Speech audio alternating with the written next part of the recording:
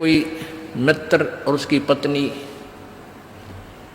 आ जाते हैं मिलने के लिए, तो हम क्या करते हैं, मित्र को भी पूरा रिस्पेक्ट देते हैं। आओ आओ भाई साहब यहाँ बैठो। उनकी पत्नी आती है, आओ बहन जी बैठो, और प्लेट ले आवे, सब्जी आप ठा के ले आवे, ले खाना खाओ, है बिस्कुट खा लो, चाय पी लो। कितना प्यार देते हैं। और अपनी पत्नी ने खुरकावा है, घुटकी गाल है तो, और दूसरे की पत्नी को कितना प्यार से बोल रहे हो। तो क्यों ना हम अपने घर में भी ऐसा ही माहौल बना लें। अब जैसे घर में कोई नुकसान करके कोई राजी नहीं, कोई नहीं करता, ठीक है, अनजान बालक तो कुछ भी कर दें, ना पत्नी करे नुकसान और ना ही पति कर सकता। ये तो होना हो सब वो हो जाता है। तो हमने अपने इससे आद्य क्लेश को तो हम स्वयं अपने सोच से मिटा सकते हैं, और साथ में भगवान भी रहेगा आपके। एक बुढ़िया अपनी पुत्रवधू के साथ घनी लड़ा करती, निरीकली आ रही थी, और उसका पुत्र आज्ञाकारी था।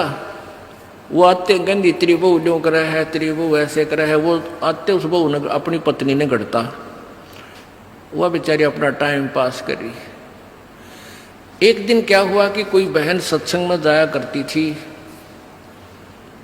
और उस बुढ़िया तो बोली अपनी सहेली तो, यानी बुढ़िया वह थी, बुजुर्ग वो थी, कि चल सत्संग में चलेंगे, थोड़ा सारे दिन बहू के लड़े जा है, तेरा भी मन और सा हो जाएगा। तो वह चली गई।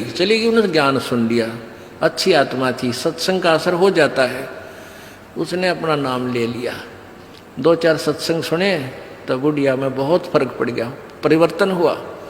एक दिन वो पुत्रवधू उसकी दूध काट के भैंस का 5-6 किलो दूध, और ऐसे ऊपर कड़ियों में एक कड़ा लटे, और ऐसे ऊपर कड़ियों में एक कड़ा, उसमें बाल्टी टांग दिया करते बिल्ली कुत्ते से बचाव के लिए दूध की। तो उसने वो प्रतिदिन टांगती थी, ऐसे ऊंचे हाथ करके नो टांगना होता था। तो वह दूध काट के ले आई पुत्रवधू, और उधर से वो उसका ध्यान दूसरी साइड हो गया, और वो नो करके एक बार तो नो कर लिया, अभ्यास सा था उसका बड़ा है, नो करके नो किया, वो उल्टी साइड तो लग गया, और वो टंग्या को नहीं, उसने सोचा टंग्या छोड़ दिया, वो छोड़ते बाल्टी नीचे गिर गई, सारे फर्श पे दूध फैल गया। अब वह पुत्रवधू उस एटम बम का नहीं देखा बुढ़िया की तरफ, अगिया बेरानी के सुनावेगी। तो अब बुढ़िया बोली, बेटी कोई बात ना, आज ये हमारे बाग में ना था, इसने ठा ले, इसको ऊपर से साफ करके और भैंस के चारे में डाल दे, कोई बात ना, ये तो अपने बाग में ना था बेटी। अब पुत्रवधू सुन होगी कि आज इस तोब में तो गोले ना लिख ले, यद बहुत मीठी बाणी बोली, ये कौन सा स्टेशन पकड़गी बुढ़ी आज या। तो उसने आके अपनी सास के चरणों में शीश रख दिया, और कहने लगी, माता जी मेरे से भूल से होगी, मैंने जान के नहीं। अब बेटी मुझे पता है, ये तो होना था, दूध तो जाए लिया, ये लड़ाई शेष थी, ना दूध आवे बेटी, चाहे मैं लड़ लूँ चाहे ना लड़ लूँ।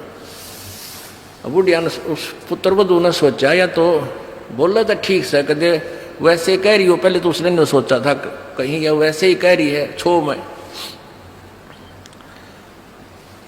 और फिर उसने नहीं सोचा भी पक्का बेरा बुढ़िया का जब पटेगा, इसका बेटा आवेगा सामने। अब सामने वो लड़का आया, बुढ़िया ने कोई जिक्र नहीं किया, कत्ती भी क्या का भी, वो खाना खा के अपने जाके पड़ के सो गया, कोई जिक्र नहीं किया। तो बहू का भी असर हो गया, उस बेटी का भी, अपनी माँ के खूब सेवा करे हैं, खूब लत्ते धोए।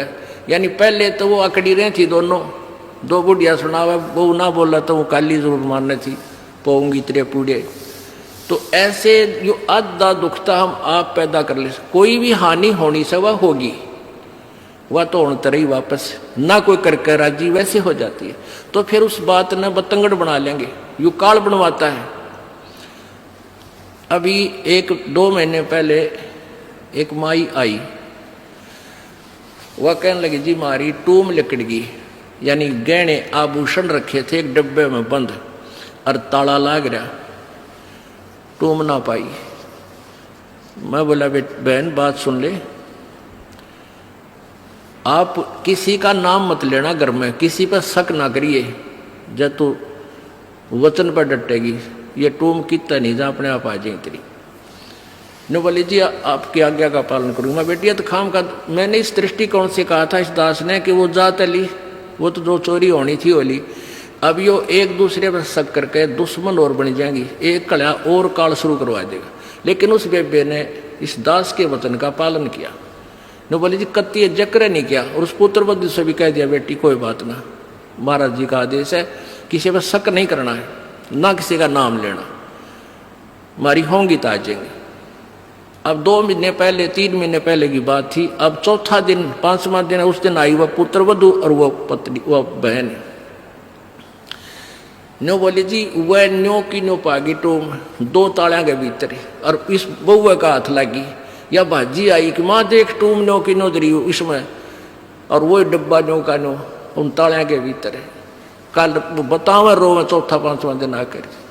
तो पुण्यात्माओं इस युग काल चाव है कि इनके रोज जूत बाजे, किसी भी कारण से पिता पुत्र की, भाई बहन की, और आपस में पति पत्नी की, सास बहू की, इन्होंने तो फिर आपस में फिर समाज की।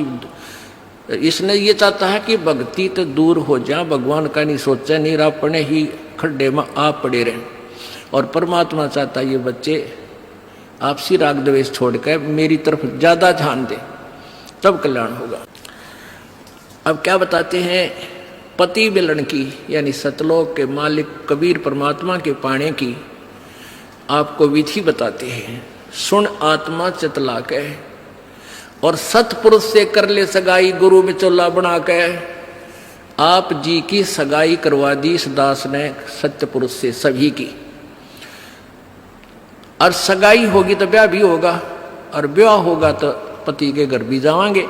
और जिनका कितने सगाई ना कुछ सलसलाए नहीं है, वो तो कंवारी हैं, तो वो जाएंगी, क्योंकि वो तो यहीं रह जाएंगी, अभी यहीं रहेंगी। हाँ, लेकिन सभी को चाहिए कि अपना इस तरह प्रोसीजर अपनावें, यानी गुरु की शरण में आवें, परमात्मा से संबंध जोड़े, नाता जोड़े।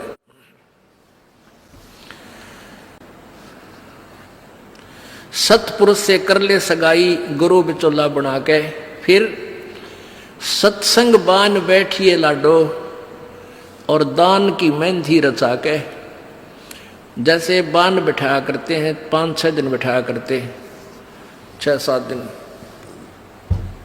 तो परमात्मा कहते हैं वहां वो तेल चढ़वाता वो बान नहीं, इस सत्संग रूपी बान में यहां बान बैठो, यहां आओ, ये राम नाम का तेल चढ़ावांगे आपके, और फिर आपका रंग रूप निकल जाएगा, यानी आपके अंदर परिवर्तन आएगा।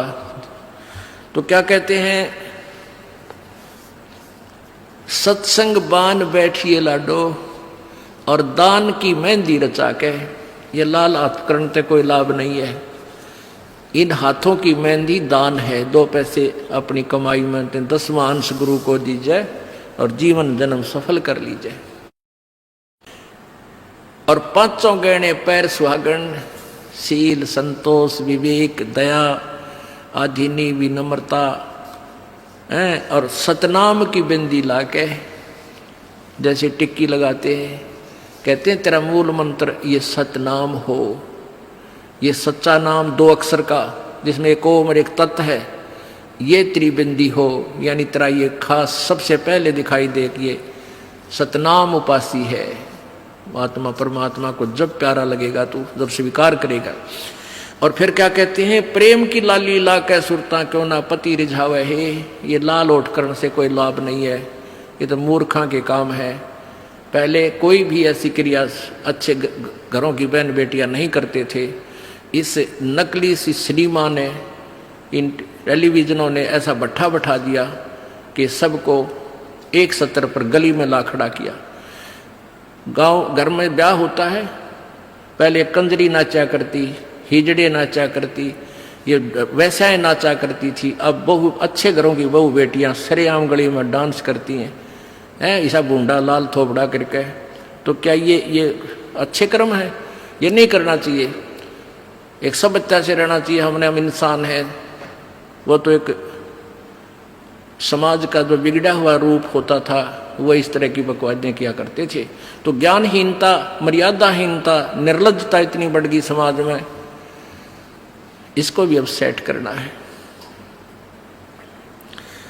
तो कहते हैं प्रेम की लाली लाके, प्यार तो बोला सब बान भाइयां थे, सभी भक्तों से, समाज में वो भी कोई बगैर उपदेशी भी रिश्तेदार है, सबसे मृदु भाषा से प्रयोग करे, मीठा बोला है, प्यारा बोला है, ये तेरी लाली है, ये तेरे होठों की शोभा है। फिर कहते हैं जाप अजप्पा जप के अपना दहेज बना लिए। ओह, ये भक्ति की कमाई जो श्वास उस श्वास से ये अजप्पा जाप कहलाता है। कहते इसका जाप करके तू अपना ये दहेज बना, यानी धन जोड़ ले, जो आगे लेकर जाना है, दहेज जो अपने पति के घर लेके जाना है।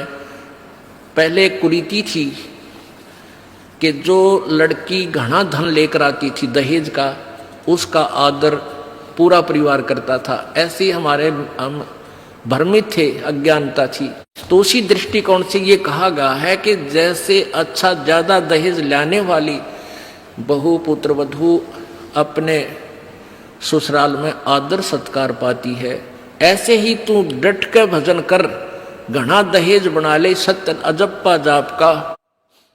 अजप्पा जाप जप के अपना दहेज बना लिए, अनहद बाजा बाजन लागे फिर खुशी बना लिए। ओह, जैसे लड़की का पता लग गया कि आज ब्याह है, लड़की की का आज विवाह है। अब कई बच्चे बकाया करें, न्यों कहेंगे ए तेरी बरात आ गई, और फिर न्यों कहें कोई ना आई क्यों ना जीवरी है, यानी उसने खजाया करते हैं। तो फिर वो लड़की सोच लेती है बांधन दे दे, भौंके जाएंगे। तो कहते हैं जब वो बाजा बाजन लाग जा, तब सोच लिए बात लवा लाग ली कि आ गई बरात।